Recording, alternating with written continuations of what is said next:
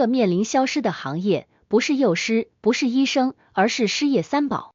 这几年就业问题非常突出，此前可能是由于疫情的影响，很多企业的发展状况不佳，所以不得不裁员，减少用工规模。而现在我国的产业市场已经完全走出了疫情的阴影，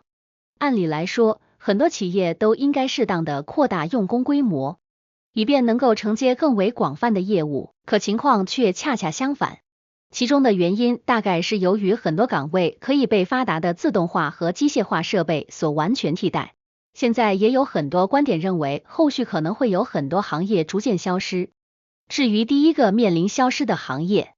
并不是幼师，也不是医生，而是失业三宝。一，不是幼师，不是医生，科学技术方才是第一生产力。我们国家确实也非常重视科技层面的发展。在这几年可以看到，我国科技层面确实实现了长足的发展，甚至在部分产业领域已经实现了对那些西方发达国家的全面超越，像是人工智能、大型机械设备的自动化以及无人驾驶汽车等。而这似乎也使得各行各业面临着巨大的挑战，因为在科技的快速发展之下，可能之前很多需要人工来进行操作的工作，现在都可以使用机器来进行替代。这样一来，不但能够加快工作的效率，而且还能够减少企业的用工成本。这也似乎成为了未来部分产业领域发展的新趋势。在这些年的发展当中，可以看到，其实有很多工厂的流水线生产岗位都已经被大型机械设备所替代了，厂家只需要支付前期较为高额的设备购置费用，以及后续的维护费用就可以了，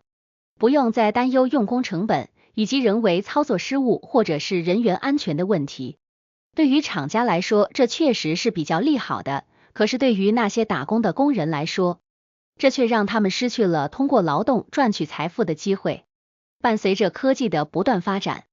后续肯定也会有其他的行业逐渐被机器所替代。之前有很多观点认为，率先会被机器所替代的行业可能是幼师或者是医生，因为如今的人工智能已经非常的发达了，那些有着看病需求的人，完全可以通过人工智能或者是网络搜索来获得对应的治疗方案，自行去购买药物。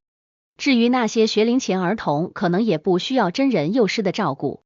智能化的机器人以及其他的一些设备，完全可以替代真人幼师的工作。不过这样的想法可能有些过于片面了。就目前人工智能技术的发展进度来看，尚且还不能够全面的替代幼师或者是医生。医生的工作其实远没有我们想象的那样简单，他们需要治疗病人的病情，同时负责病人后续的治疗方案，其中自然也涉及到了手术和药物的问题。要知道，无论是进行外科手术，还是给病人开具相应的治疗药物，这都是需要一定经验的，并不是完全按照相应的理论知识来进行操作就可以的。然而，这些相关的经验可能无法依靠数据传输，只能够通过言传身教来进行。至于幼师的工作，其实也是一样的，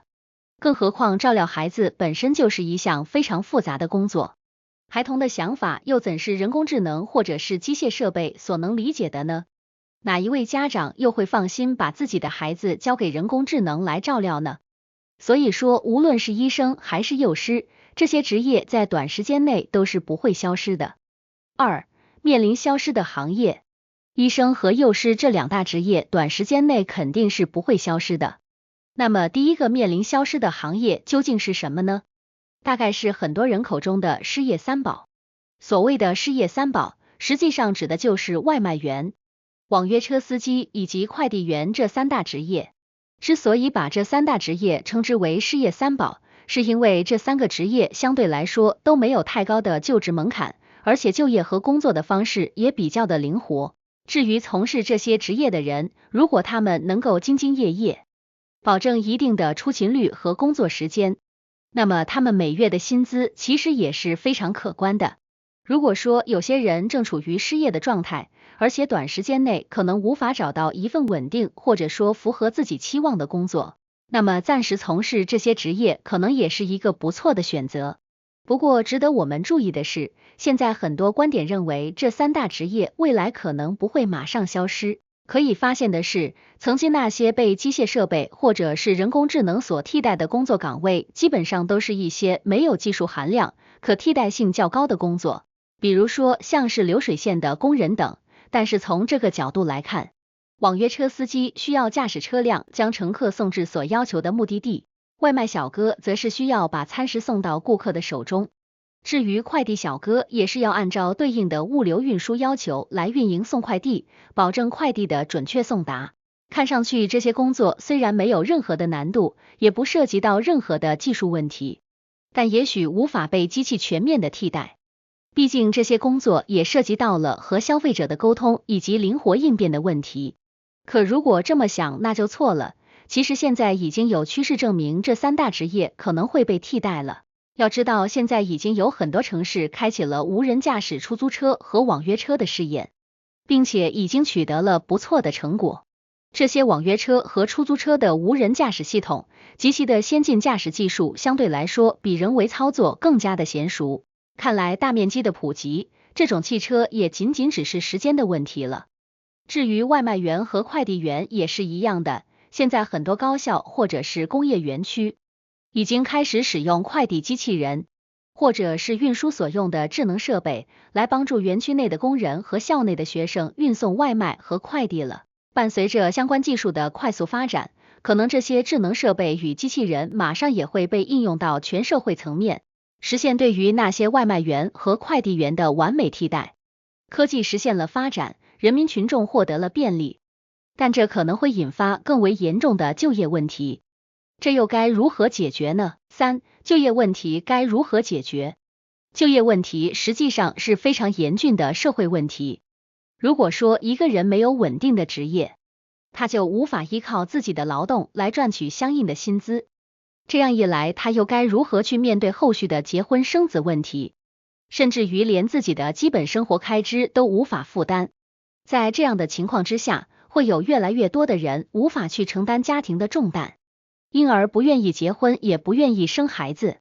届时，我们国家肯定会出现周期性的劳动短缺，这并不利于我国经济的长足发展。可是现在逐渐普及的智能化和自动化设备，确实在逐渐对部分行业实现替代。很多人都会因为这样的变革而失去原本的职业和工作。不过从较为客观的角度来看，时代的洪流滚滚向前，相关的产业市场变革是一个必然的趋势。我们无法去要求时代来适应我们的需求，只能是通过改变自己来适应这个时代。所以说，那些相关的从业者应该适当的进行思考，不要活在原本的舒适圈之内，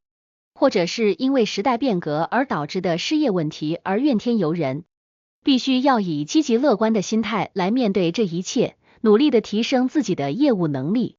学习新的技能，拓展新的业务，来寻找新的发展机遇。从宏观的层面上来看，现在我们国家要解决相应的就业问题，一方面要适当减缓人工智能的发展速度，这样方才能够避免固定周期内所出现的大规模失业潮问题。至于第二个方面，则是要通过立法的形式，更好的明确目前社会产业市场的就业标准，一定要禁止所谓的就业歧视问题，切实的保障公民的就业权利，将相应的补贴政策和应届毕业生以及社会人群的就业问题连接起来，这也会对企业的用工规模扩大起到一定的促进作用。结语：